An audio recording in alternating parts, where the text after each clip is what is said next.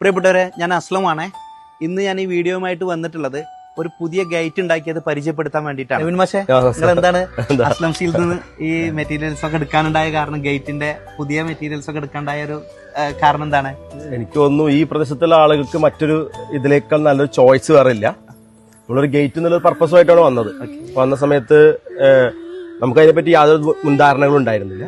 പക്ഷെ കൃത്യമായിട്ടൊരു ഫോളോ അപ്പും കൃത്യമായിട്ടുള്ളൊരു അറിവും അവിടുന്ന് ലഭിച്ചു. പിന്നെ പുതിയ മെറ്റീരിയൽ ഉണ്ടെന്നും അത് നല്ല രീതിയിൽ ഉപയോഗിക്കാൻ പറ്റുന്നു, അതിന് എത്രത്തോളം അതിന്റെ എല്ലാ വരുംവരായികളെല്ലാം കൃത്യമായിട്ട് അവിടുന്ന് ഒരു നല്ലൊരു ക്ലാസ് ലഭിച്ചു. അതിന്റെ അടിസ്ഥാനത്തിൽ നമ്മളിത് സെലക്ട് ചെയ്തത്.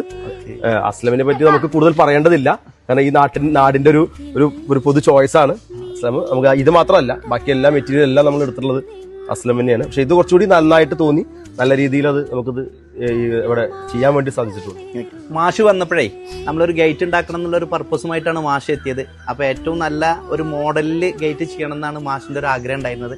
അപ്പോൾ അതിന് നമ്മൾ പറഞ്ഞു കൊടുത്തൊരു മെറ്റീരിയൽ HPL ഷീറ്റ് ഉണ്ടായിരുന്നു. ഹൈ പ്രഷർ ലാമിനേഷൻ ഷീറ്റാണ്. അതാവുമ്പോൾ ഏറ്റവും നല്ല രീതിയിൽ വെയിൽ കൊണ്ടാലും അല്ലെങ്കിൽ മഴ കൊണ്ടാലൊന്നും പ്രശ്നമില്ലാത്തൊരു ഷീറ്റാണ്.